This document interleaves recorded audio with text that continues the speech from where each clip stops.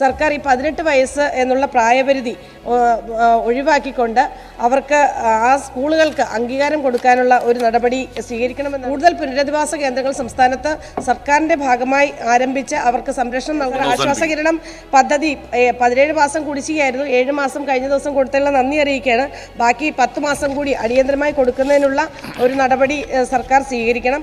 ഭിന്നശേഷിക്കാരുടെ medical സർട്ടിഫിക്കറ്റും UDID കാർഡും സമയബന്ധിതമായി അവർക്ക് ലഭ്യമാക്കുന്നതിനുള്ള ഒരു നടപടി കൂടി ഭിന്നശേഷിക്കാരെ പ്രത്യേക പരിഗണന ആവശ്യമുള്ള വിഭാഗങ്ങളെയും ചേർത്ത് പിടിച്ചു കൊണ്ടുപോകുന്ന ഒരു ഗവൺമെൻറ്റാണ് ഇപ്പോൾ ഉള്ളത്. ഈ മേഖലയിലെ പഠന ഗവേഷണ പ്രവർത്തനങ്ങളും രക്ഷിതാക്കൾക്കുള്ള പരിശീലനവും എല്ലാം ഉൾക്കൊള്ളുന്ന സ്പെക്ട്രം പദ്ധതി എന്നിവ സാമൂഹ്യനീതി വകുപ്പ് നടപ്പാക്കി വരുന്നവയാണ്.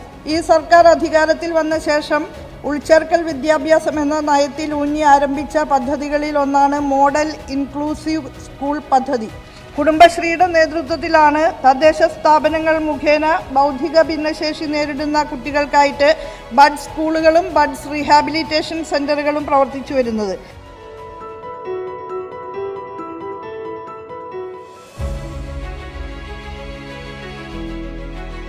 നിലവിൽ ലഭ്യമായ ഡേറ്റകൾ പ്രകാരം 4 കോടിയിലേറെ ബൗദ്ധിക ഭിന്നശേഷിക്കാർ നമ്മുടെ രാജ്യത്ത് ഉണ്ടെന്നാണ് അറിയുന്നത്. അതിൽ തന്നെ 2.5 ലക്ഷത്തോളം പേർ നമ്മുടെ സംസ്ഥാനത്തുള്ളവരാണ്. അതിൽ തീവ്ര ബൗദ്ധിക വെല്ലുവിളികൾ നേരിടുന്ന വ്യക്തികളും അവരുടെ കുടുംബങ്ങളും ഒരു പരിധിവരെ നമ്മുടെ സർക്കാരിൻ്റെയും സമൂഹത്തിൻ്റെയും അവഗണനകൾ ഏറ്റുവാങ്ങുന്നവരാണ്. തീവ്ര വെല്ലുവിളികൾ നേരിടുന്ന ഈ വിഭാഗം വ്യക്തികൾ ഏറെയും സംസ്ഥാനത്തെ സ്പെഷ്യൽ സ്കൂളുകളിലാണ് അധ്യയനം നടത്തുന്നത്. സംസ്ഥാനത്ത് സർക്കാരിൻ്റെ അധീനതയിൽ ഒരു സ്പെഷ്യൽ സ്കൂൾ മാത്രമാണ് ഇന്ന് നിലവിലുള്ളത്. ബാക്കിയുള്ള 285 സ്കൂളുകളും NGOs നടത്തുന്ന സ്കൂളുകളാണ് സാർ.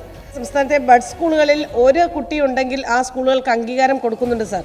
പക്ഷേ ഈ സ്പെഷ്യൽ സ്കൂളുകളിൽ 18 വയസ്സിൽ താഴെയുള്ള 20 കുട്ടികളുണ്ടെങ്കിൽ മാത്രമാണ് ആ സ്കൂളുകൾക്ക് അംഗീകാരം കൊടുക്കുന്നത്.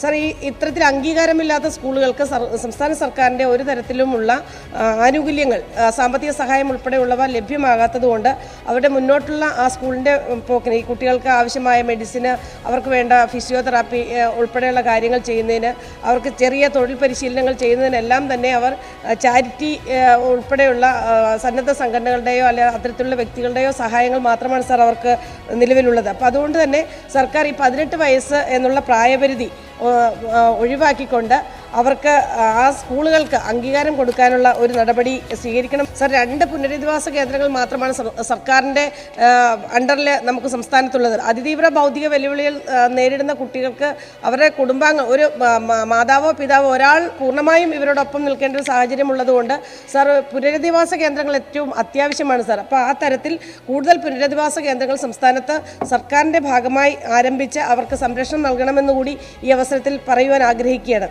സാർ. ഒപ്പം തന്നെ സാമൂഹ്യ സുരക്ഷാ പെൻഷൻ, അതിന് വരുമാന പരിധി നിശ്ചയിച്ചിരിക്കുന്ന 1 ലക്ഷം രൂപയാണ് സാർ.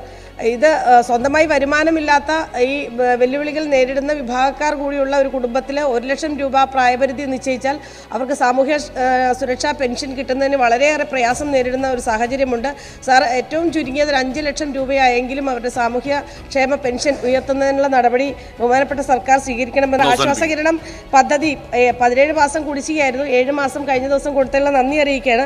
ബാക്കി 10 മാസം കൂടി അടിയന്തരമായി കൊടുക്കുന്നതിനുള്ള ഒരു നടപടി സർക്കാർ സ്വീകരിക്കണം സാർ. ഒപ്പം തന്നെ ഇവരുടെ നിരാമയ ഇൻഷുറൻസിൻ്റെ പ്രീമിയം സർക്കാർ അടച്ചുകൊണ്ടിരുന്നതാണ് സാർ.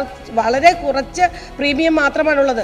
അത് പക്ഷേ ഇപ്പോൾ സർക്കാർ അടയ്ക്കാത്തത് കൊണ്ട് അത് വലിയ പ്രശ്നത്തിലേക്ക് വന്നു. അത് സർക്കാർ കൊടുക്കാനുള്ള നടപടി കൂടി സ്വീകരിക്കണം.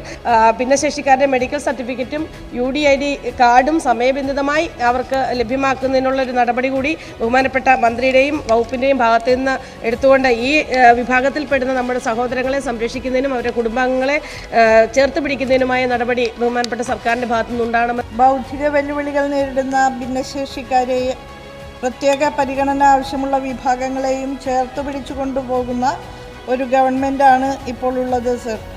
The rights of persons with disabilities act പ്രകാരമുള്ള വ്യവസ്ഥകൾ ഏറ്റവും കാര്യക്ഷമമായി ഏറ്റവും ത്വരിതഗതിയിലാണ് നാം നടപ്പാക്കി വരുന്നത്. ബൗദ്ധിക വെല്ലുവിളികൾ നേരിടുന്നവരുടെ പുനരധിവാസം, ആരോഗ്യം, സ്വയം തൊഴിൽ, വിദ്യാഭ്യാസം, തൊഴിൽ സംവരണം എന്നീ മേഖലകളിലൊക്കെ സാമൂഹ്യനീതി വകുപ്പ് വ്യത്യസ്തങ്ങളായ പദ്ധതികൾ ആവിഷ്കരിച്ച് നടപ്പാക്കുന്നുണ്ട്. സ്റ്റേറ്റ് ഇനീഷ്യേറ്റീവ് ഓൺ ഡിസബിലിറ്റീസ് മുഖേന പ്രീ സ്കൂൾ തലത്തിൽ തന്നെ കുട്ടികൾക്ക് അനുയോജ്യമായ പരിശീലനവും പരിചരണവും നൽകി പരമാവധി കുട്ടികളെ ജനറൽ സ്കൂളിലേക്ക് എത്തിക്കുക എന്ന ലക്ഷ്യത്തോടു കൂടി പ്രവർത്തിക്കുന്ന സ്പെഷ്യൽ അംഗനവാടികൾ ബുദ്ധിപരമായ വെല്ലുവിളികൾ നേരിടുന്ന കുട്ടികൾക്ക് അക്കാദമിക പരിശീലനത്തോടൊപ്പം തെറാപ്പികളും നൈപുണ്യ വികസന പരിശീലനവും എല്ലാം നൽകുന്ന മോഡൽ ചൈൽഡ് റീഹാബിലിറ്റേഷൻ സെൻ്ററുകൾ, റീജിയണൽ ഓട്ടിസം റീഹാബിലിറ്റേഷൻ സെൻ്ററുകൾ, child development research centre, autism സ്ക്രീനിങ്ങും ആധുനിക തെറാപ്പി സൗകര്യങ്ങളും ഈ മേഖലയിലെ പഠന ഗവേഷണ പ്രവർത്തനങ്ങളും രക്ഷിതാക്കൾക്കുള്ള പരിശീലനവും എല്ലാം ഉൾക്കൊള്ളുന്ന സ്പെക്ട്രം പദ്ധതി എന്നിവ സാമൂഹ്യനീതി വകുപ്പ് നടപ്പാക്കി വരുന്നവയാണ്. നിലവിൽ തിരുവനന്തപുരം, ആലപ്പുഴ, കോട്ടയം, തൃശൂർ, കോഴിക്കോട്, മഞ്ചേരി മെഡിക്കൽ കോളേജുകളിലും കോഴിക്കോട് ഇംഹാൻസിലും ഓട്ടിസം സെൻ്ററുകൾ പ്രവർത്തിച്ചു വരുന്നുണ്ട്. ഓട്ടിസം സംശയിക്കുന്ന 3 വയസ്സിന് താഴെ പ്രാരംഭഘട്ടത്തിൽ തന്നെ ഇടപെട്ടുകൊണ്ട് ഈ പ്രശ്നം കൈകാര്യം ചെയ്യുന്ന വിധത്തിൽ എല്ലാ വിധത്തിലുള്ള തെറാപ്പി സൗകര്യങ്ങളുമുള്ള ഒരു റീജിയണൽ ഓട്ടിസം റീഹാബിലിറ്റേഷൻ സെൻ്ററും ഗവേഷണ കേന്ദ്രവും ഇരിങ്ങാലക്കുടയിലെ നിപ്മർ കേന്ദ്രീകരിച്ച് പ്രവർത്തിക്കുന്നുണ്ട്. കൂടാതെ നിഷിലും ഓട്ടിസം സ്പെക്ട്രം ഡിസോർഡർ യൂണിറ്റ് പ്രവർത്തിക്കുന്നുണ്ട്. സ്പെഷ്യൽ സ്കൂളുകൾ വരുന്നത് പൊതുവിദ്യാഭ്യാസ വകുപ്പിന് കീഴിലാണ്. ഈ സർക്കാർ അധികാരത്തിൽ വന്ന ശേഷം ഉൾച്ചേർക്കൽ വിദ്യാഭ്യാസം എന്ന നയത്തിൽ ഊന്നി ആരംഭിച്ച പദ്ധതികളിൽ ഒന്നാണ് മോഡൽ ഇൻക്ലൂസീവ് സ്കൂൾ പദ്ധതി. 84 സ്കൂളുകൾ ഈ പദ്ധതിയിൽ ഉൾപ്പെട്ടിട്ടുണ്ട്. സ്കൂളുകളിൽ ഇത്തരം കുട്ടികൾക്ക് വേണ്ട സൗഹൃദാന്തരീക്ഷം ഉണ്ടാക്കുന്ന തരത്തിലുള്ള പരിശീലനങ്ങളും തെറാപ്പി സൗകര്യങ്ങളും എല്ലാം നൽകി വരുന്നുണ്ട്. 23-24 വർഷത്തിൽ ഗ്രാൻറ്റിനായി അപേക്ഷ സമർപ്പിച്ച 275 സ്കൂളുകൾക്ക് 44,91,610 രൂപ സ്പെഷ്യൽ സ്കൂൾ പാക്കേജിൻ്റെ ഭാഗമായിട്ട് സാമ്പത്തിക സഹായം നൽകിയിട്ടുണ്ട്. 24-25 വർഷം 50 കോടി രൂപ വകയിരുത്തിയിട്ടുണ്ട്. 288 സ്കൂളുകളുടെ അപേക്ഷയാണ് ലഭ്യമായിട്ടുള്ളത്.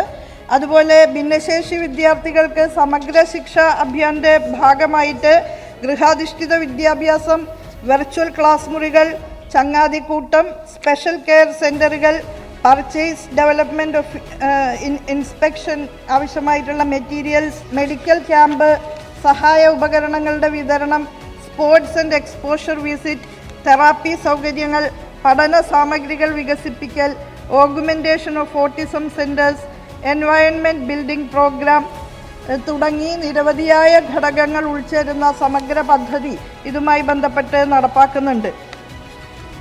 കുടുംബശ്രീയുടെ നേതൃത്വത്തിലാണ് തദ്ദേശ സ്ഥാപനങ്ങൾ മുഖേന ബൗദ്ധിക ഭിന്നശേഷി നേരിടുന്ന കുട്ടികൾക്കായിട്ട് ബഡ് സ്കൂളുകളും ബഡ്സ് റീഹാബിലിറ്റേഷൻ സെൻ്ററുകളും പ്രവർത്തിച്ചു വരുന്നത്.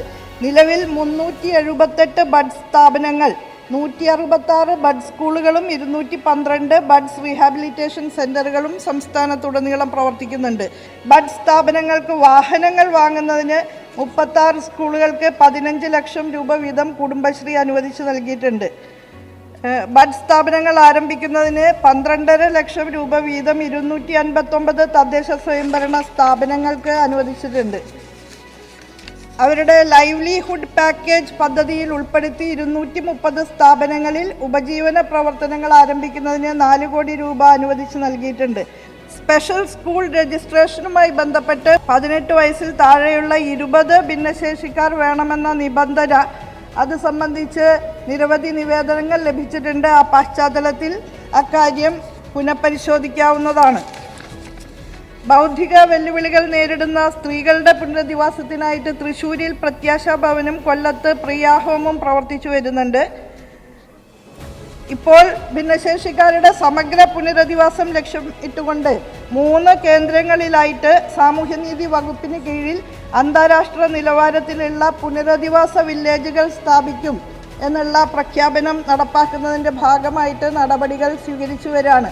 എല്ലാവിധ തെറാപ്പി സൗകര്യങ്ങളും ആരോഗ്യ കേന്ദ്രങ്ങളും തൊഴിലുൽപാദനപരമായ പ്രവർത്തനങ്ങളും ഒക്കെ സാധ്യമാകുന്ന വിധത്തിലാണ് പുനരധിവാസ ഗ്രാമങ്ങൾ ഡിസൈൻ ചെയ്യുന്നത്. നിരാമയ ഇൻഷുറൻസിനെ കുറിച്ച് ഇവിടെ സൂചിപ്പിച്ചു. 40% അതിൽ കൂടുതലോ ഭിന്നശേഷിയുള്ള മുഴുവൻ വ്യക്തികളും കാരുണ്യ ആരോഗ്യ സുരക്ഷാ പദ്ധതിയിൽ സമഗ്ര ഇൻഷുറൻസ് നൽകി വരുന്നു. അതിൽ അർഹരാണ് എന്നുള്ളത് കൊണ്ടാണ് നിരാമയ ഇൻഷുറൻസിന് പണമടയ്ക്കുന്നത് സംബന്ധിച്ച് പ്ലാനിംഗ് ബോർഡിൻ്റെ തീർപ്പനുസരിച്ചാണ് അത് അടയ്ക്കാൻ കഴിയാതെ വന്നത്. ഈ വർഷം അത് നിർബന്ധപൂർവം അടയ്ക്കേണ്ടതുണ്ട് എന്ന ആവശ്യം ഉന്നയിച്ചതിൻ്റെ പശ്ചാത്തലത്തിൽ അതിന് അനുമതി ലഭ്യമായിട്ടുണ്ട്.